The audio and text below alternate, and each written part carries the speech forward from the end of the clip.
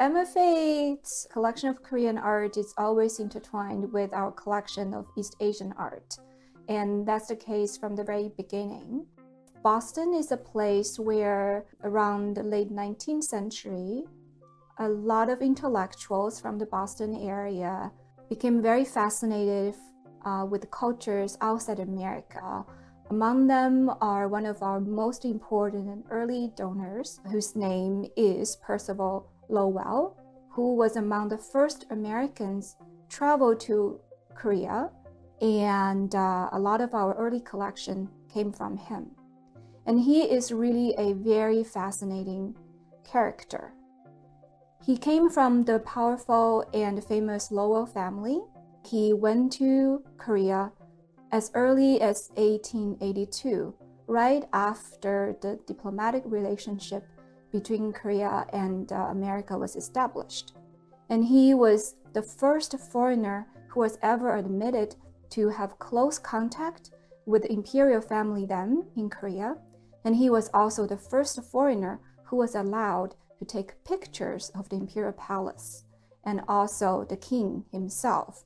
The MFA is the first museum in the United States who systematically started to collect arts from Japan, China, and Korea. And we're really thankful to some of our earliest donors, and that include Edward Sylvester Morse, Ernest Francisco Fenollosa, and William Sturgis Bigelow, and they were assisted by a Japanese scholar, Okakura Kakuzo, who later in his career was invited by the MFA to become our first as our advisor of East Asian art, and later he became our own curator of Asian art. He was a student of Ernest Fenollosa when Fenollosa was teaching Western philosophy at the University of Tokyo. He became one of the most important links between the cultures between America and Japan. The Medicine Buddha is really an incredible treasure in our collection. It's dated to 8th century. It's one of the earliest gilt bronze Buddhist sculptures existing today, and definitely in America. And you can see that it has this very full face and the body. It speaks to the style, and you can see this influence from China when Buddhism was introduced from China to Korea. You can also see that it has this very distinctive Korean style, especially speaking to the Shilla period, where he has this very enlarged head and hands.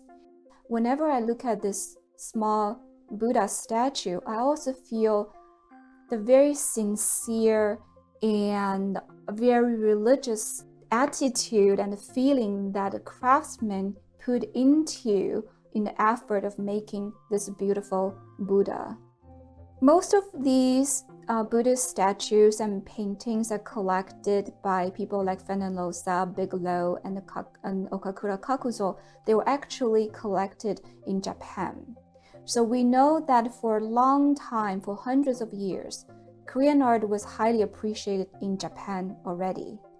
And the early Buddhist paintings that are in our collection are really treasures. First of all, because they dated to the 14th century, so they are from a long time ago, as we can imagine. These are works on silk, and they're very fragile. It's very difficult to come across paintings like this that are still preserved in such good condition today.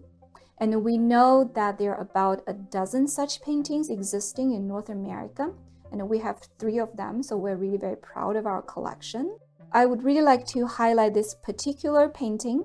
It is the illustration of the Perfect Enlightenment Sutra, and if we look closely at this painting, not only we can see the still very exuberant red and the gold colors, but we really can see the very meticulous details put into depicting each of the deities. At the center of the painting is the Buddha Vairochana, and he's flanked by 2 bodhisattvas on each of his side.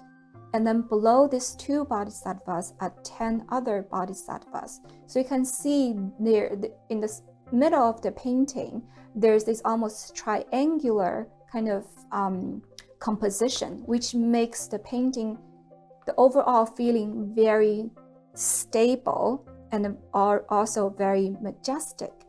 Korea is not only famous for religious paintings, we also know paintings such as flowers and birds, especially bamboos and grapevines, are particularly popular.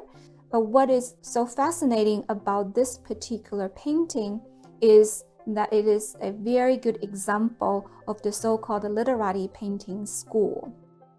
And the literati painting school is based on the philosophy of Confucianism.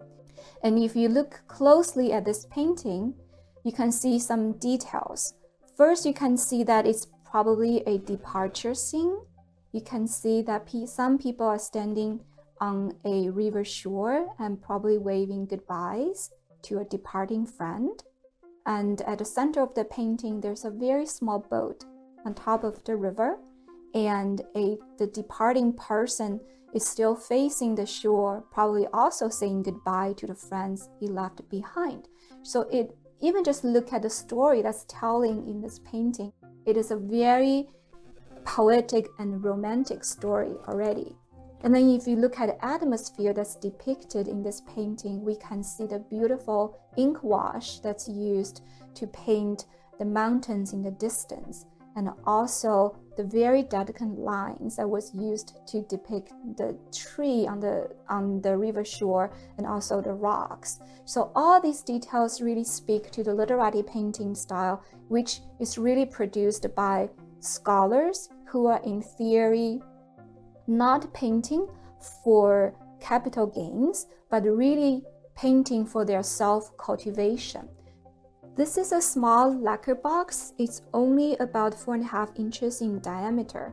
But if you look at the craftsmanship, it is incredibly beautiful small object. If you look at the cover first, you can see there are yellow and orange decorations. They are made of tortoise shell, which would be painted first on their undersides before they're putting down on the lacquer. And then if we look at the sides, we could see the iridescent decoration coming from thin layers of mother of pearl.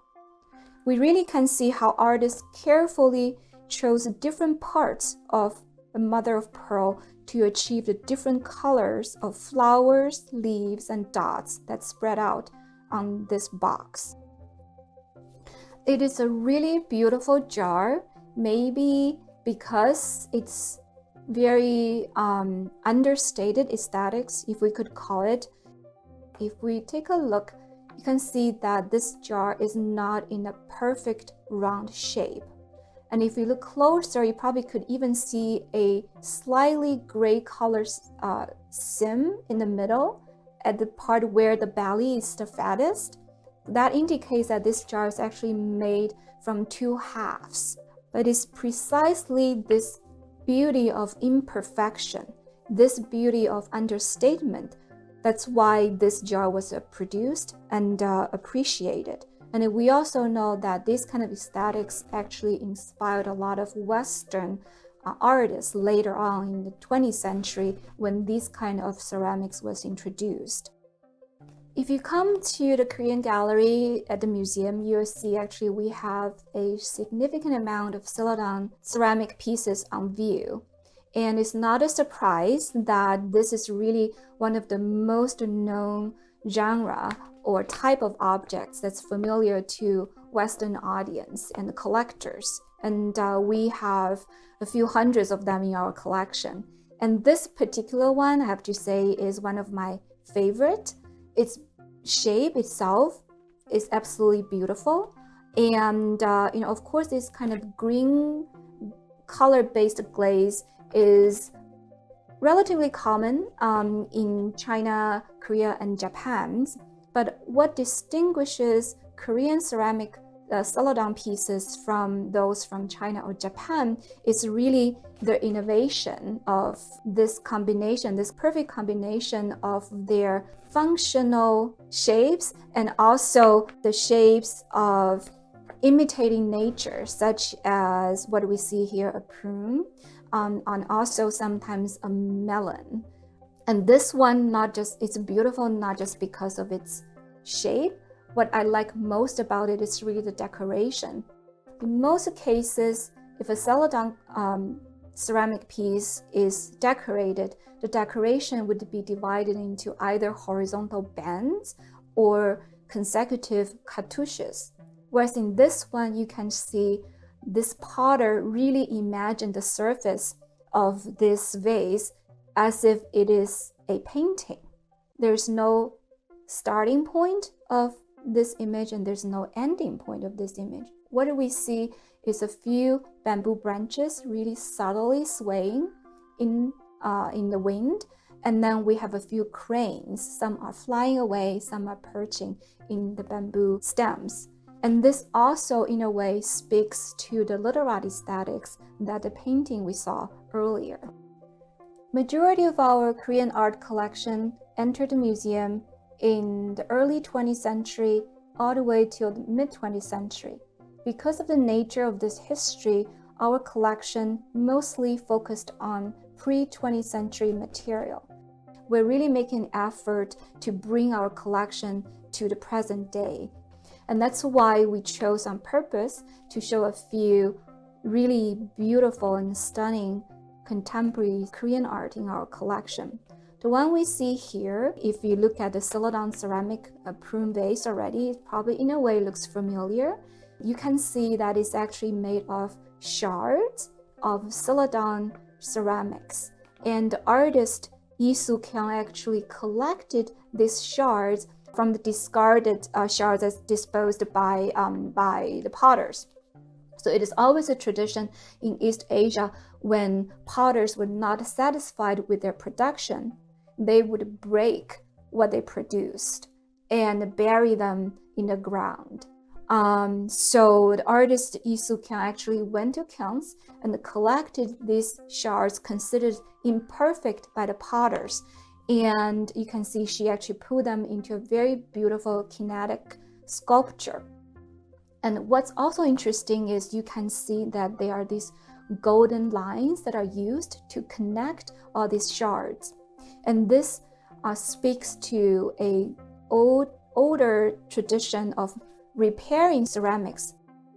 So what is also very interesting for me here is not only the artist draw from different traditions and make them into a contemporary art, is also the very specific title that she gave to this sculpture.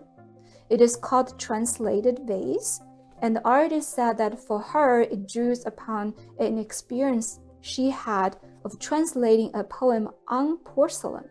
But when I first saw this title, Translated Vase, I also immediately, I'm thinking she's really doing the translation of translating what was old into something new. The current Korean Art Gallery at the Museum of Fine Arts Boston was installed around 2010. And at that time, we were trying to show some of the most important and the most beautiful pieces from our collection. And throughout the time, we've made some changes in the galleries, but it's still a fascinating place to learn about Korean culture, learn about Korean art, to learn about Boston's connection with Korea. And it's also a place we hope will keep adding newer acquisitions and new pieces to bring different aspects of Korean art and culture to our audience. I would really like to take this opportunity to thank the Korean Culture Center to work with MFA Boston and give us this opportunity to highlight our Korean art collection and history. We have one of the oldest, largest, and the best collection of Korean art in the US, and we really hope this video would give us the opportunity to introduce our collection to more audience and beyond our walls.